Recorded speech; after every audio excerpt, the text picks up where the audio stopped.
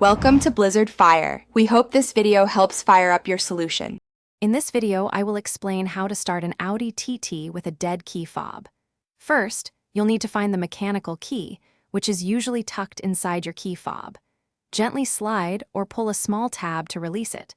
Once you have the mechanical key, insert it into the driver's side door lock cylinder. Turn the key to manually unlock the door. This action will allow you to enter your vehicle even if the fob battery is completely dead. Now that you're inside, the next step is crucial for starting the engine. Take your dead key fob and place it directly against the steering column. Many Audi TT models have a small key symbol or an indentation where the fob should rest.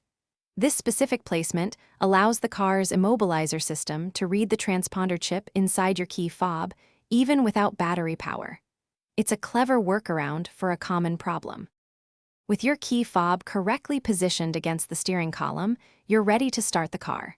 Simply press the Start/Stop button as you normally would.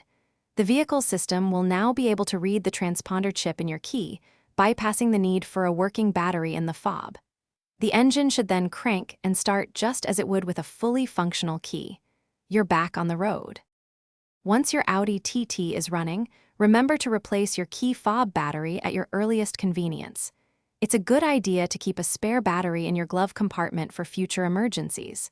This simple step can save you a lot of hassle down the line.